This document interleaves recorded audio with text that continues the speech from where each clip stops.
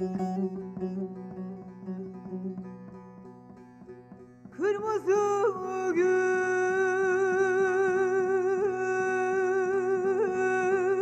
güller açarken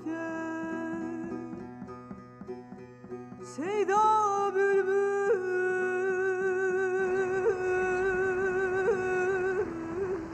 öterken Şu gönlüm hamda yatarken Memlekete bak, taşı toprağı cennet. Aslan oğlum, buraları sevdiğine sevindim. Memleket gibisi var mı? Sevmez olur muyum baba? Buradan uzak olsam da ben buralıyım. Bu bizim Hasan değil mi ya?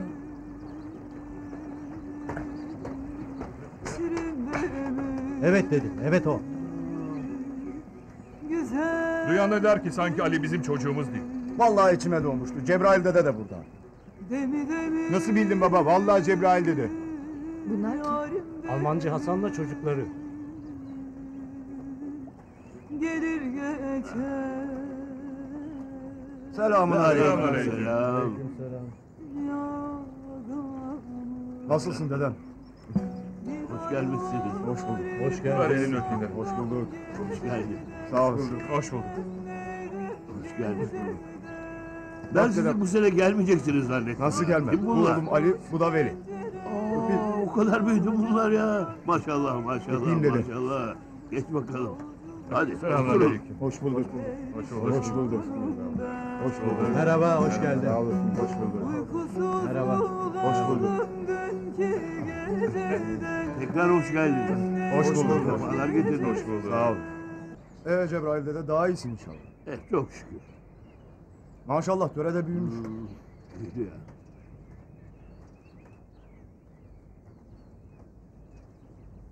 Töre kızım, Hasan amcanı tanımadın mı? Tanımaz mıyım baba? Hoş geldiniz Hasan Hoş amca. bulduk. Hoş geldiniz. Hoş bulduk. Hoş geldiniz. Hoş bulduk. Hasan, memlekete kesin dönüş ne zaman? Canım gidiyor Cebrail dede. Çocuklarım okullarını bitirdiler. Buyurun. Şimdi memlekette hizmet versinler diye düşünüyorum. İnşallah burada baş göz edersek dediğin olacak. Kesin dönüş yapacağız. Çok iyi düşünmüşsün Hasan. Gençler memlekete hizmet etmeli. Sağ olasın. Memlekette genç kalmadı. Okuyan gidiyor, okuyan gidiyor. Bunları söylüyorsak seni düşündüğümüzden. Vallahi ben de ne düşüneceğimi şaşırdım. Bu işin çok uzadığının farkındayım. Hakkımda söylenenler kulağıma geliyor. Çok üzülüyorum. Kendim için değil, babam için. Kimsenin yüzüne bakamaz oldum. Yine de umudumu kesmek istemiyorum.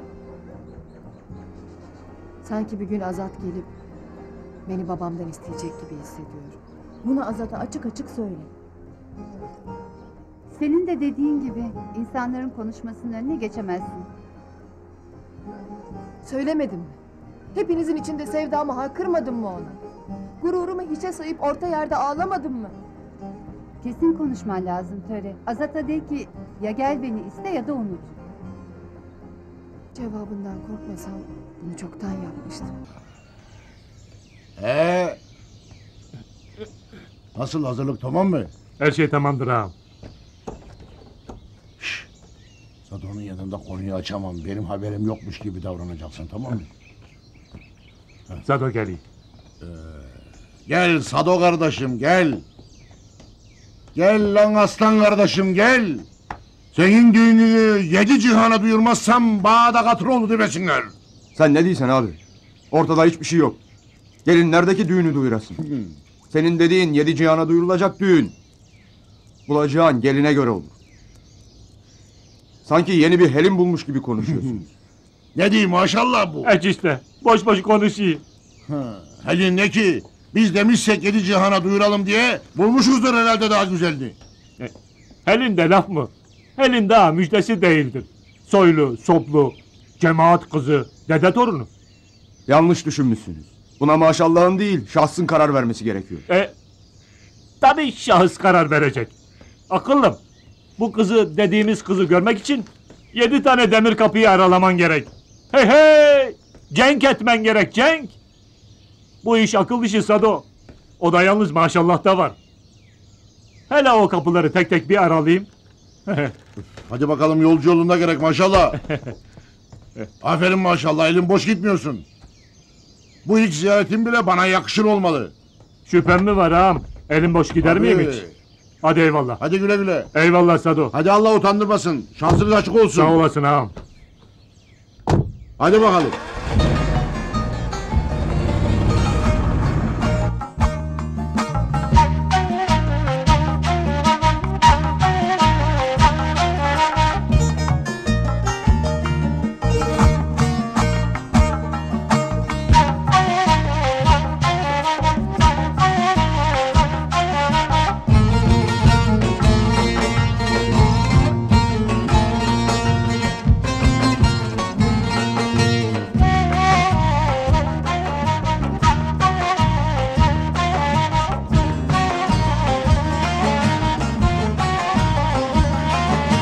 Katipler oturmuş derdimi yazar. Demdir gelir geçer devran eğlenmez. Felek vurdu yıktı uç hisarımı. Yel eser Cemaate rahmet. eğlenmez. Yel Oturun, eser oturun. savrulur.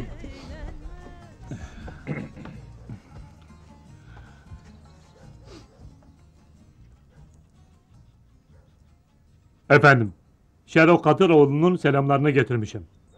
Yıllarca memleketi için büyük hizmet veren eski mebus Şerok Katıroğlu, aşiret köylülerine hizmet verdiği gibi cemaat köylülerine de hizmet vermek ister.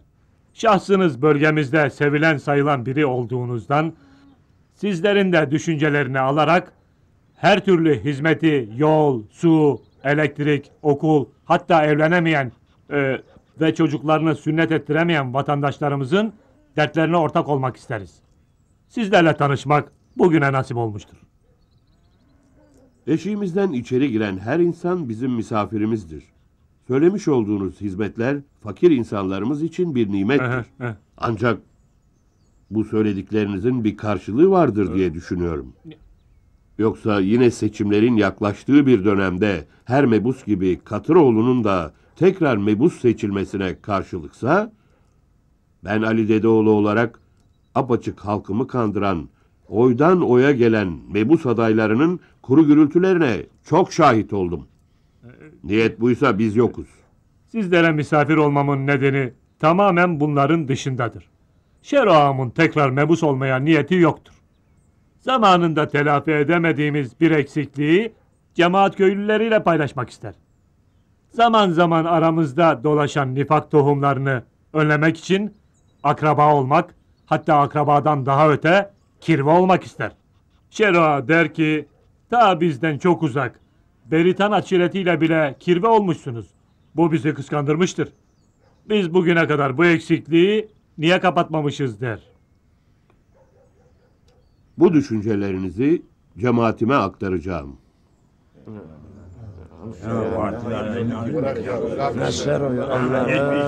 Maşallah abi. Bunlar yüzünde meymenet. Olur mu canım bunlar?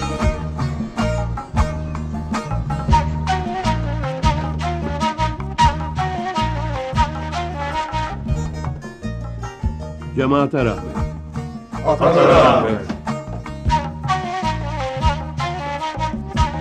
Oturun.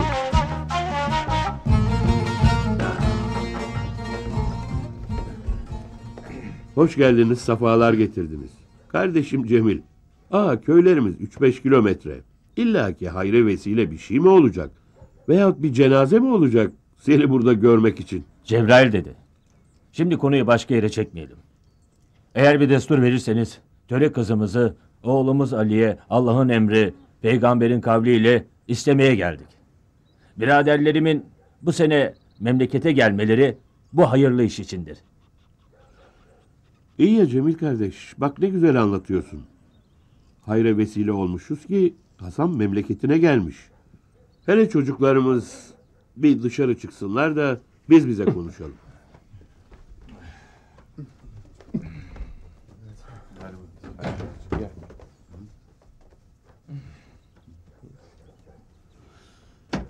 Hasan oğlum, Senin çocukların benim çocuklarımdır. Hiç ayrım yoktur, bunu bilesin. Cemile laf anlatmak zor. Daha evvel de defalarca söyledim. Bu iş gönül rızası meselesidir. Bu konuda çocuklarımızın geleceği ve yaşamı söz konusudur. Kararı ancak onlar verebilir. Cebrail dedi. Sanma ki biz uzaktayız. İnan uzak olduğumuz kadar yakınız da. Bugün buradaysak akraba bağlarımızı tekrar yenilemek için buradayız. Ben geleceğimizin kaybolmaması için hepinizden daha çok akraba bağlarının olmasından yanayım. Ama bilesiniz ki bu konuyu kardeşim Cemile de daha önce söyledim. Cemaatte de defalarca konuştuk. Töre benim kızım olmayabilirdi de. Siz söyleyin. Babamdan tutun dedeme kadar ne zaman zorlamayla bir kızımızı gelin ettik? Sözün kısası, dün olduğu gibi bugün de bir kızımızı rızası olmadan birine vermek bana ağır gelir. Umarım beni hoş görürsünüz. Söz sahibi töredir. Cebrail'leri hiç açık kapıda mı bırakmıyorsun? Kapımız devamlı açıktır. İsterseniz zamana bırakalım. Yapacak bir şey yok. Dede kararlı.